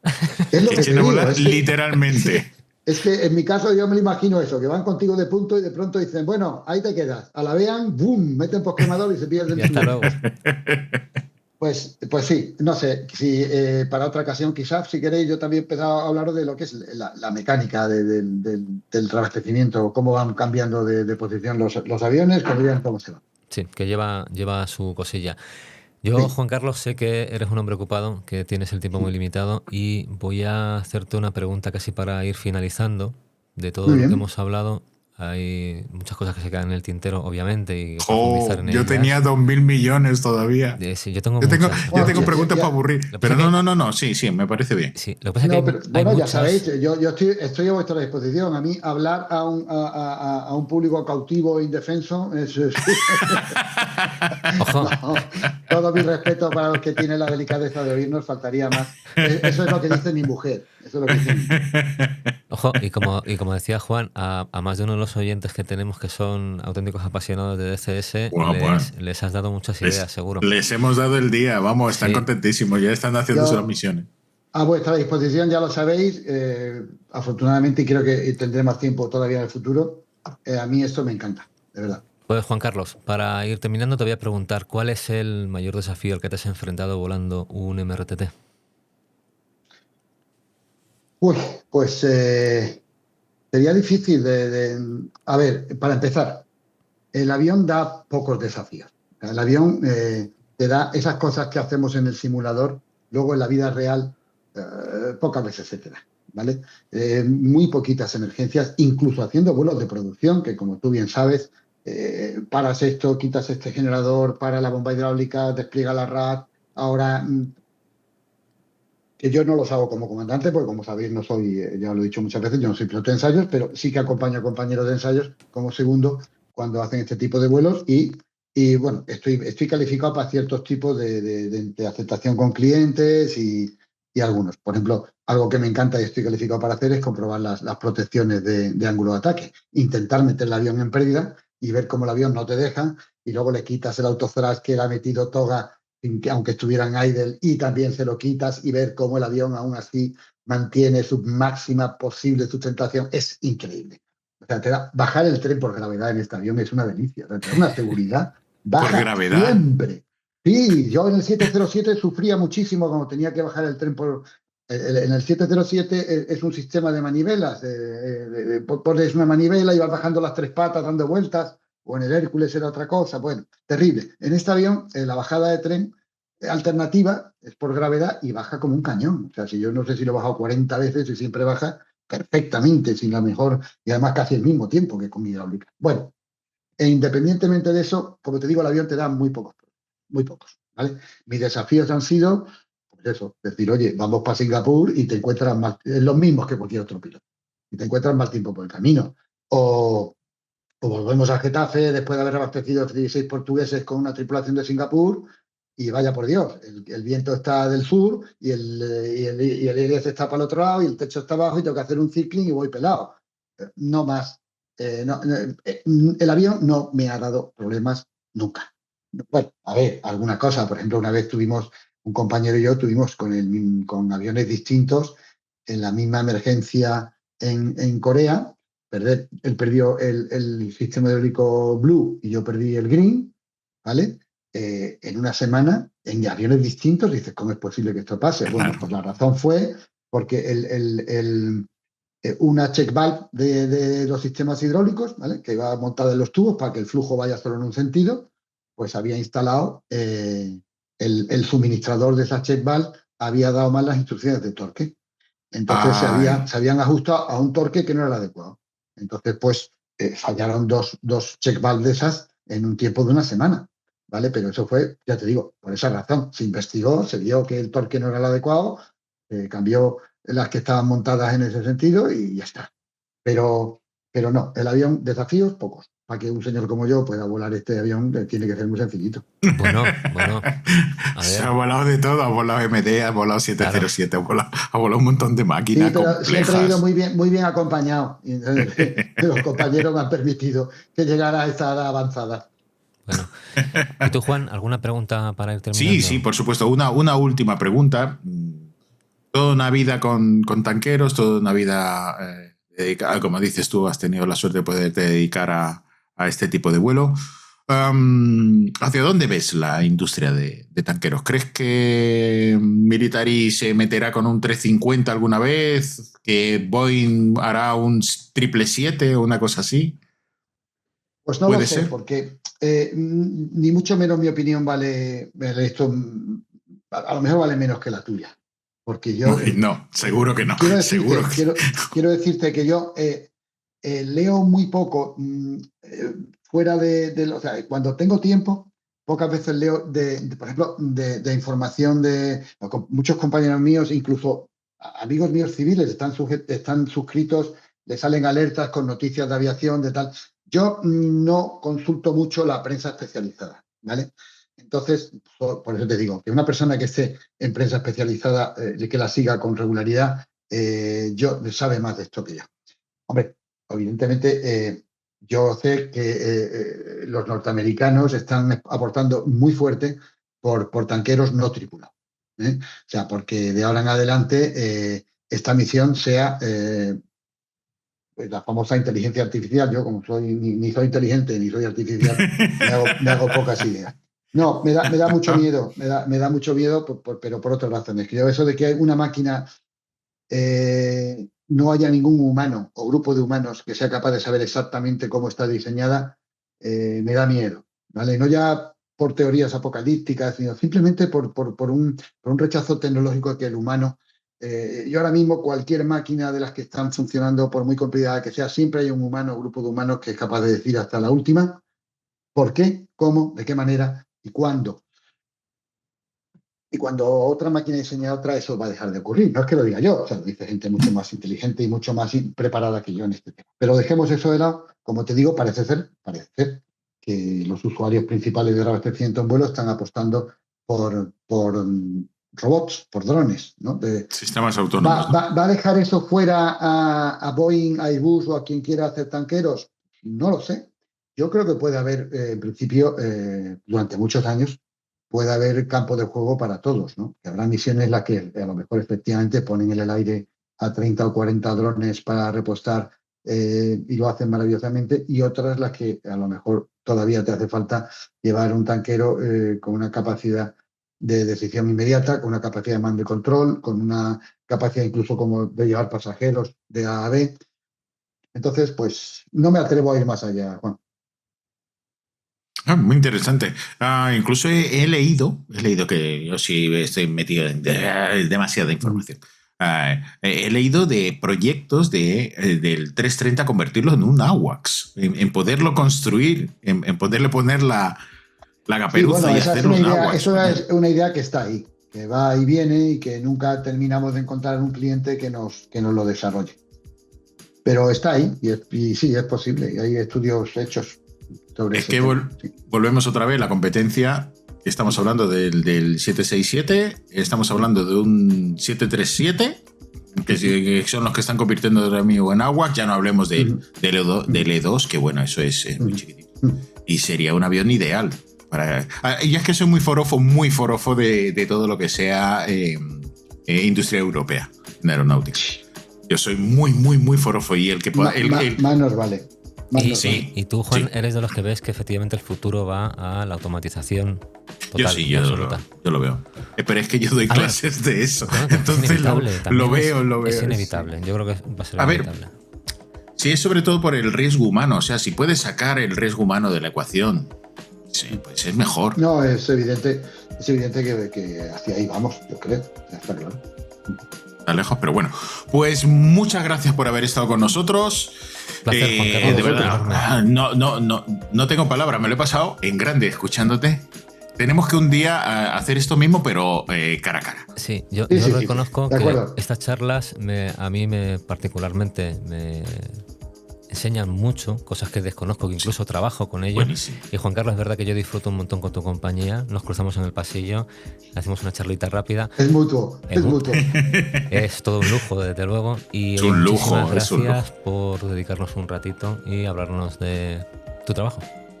Ha sido un placer y ya sabéis dónde me tenéis. Yo disfruto con esto. Como vosotros. A los que nos gusta la aviación, hablar de aviones es lo mejor. No lo mejor, pero sí una de las mejores cosas que podemos hacer. Sí, totalmente de acuerdo. Y hasta aquí ha llegado el Eco Charlie 097. Espero, como siempre, que lo paséis por lo menos la mitad de bien de lo muy bien que nos lo pasamos nosotros grabándolo. Y muchas gracias y hasta luego. Hasta luego. Hasta luego.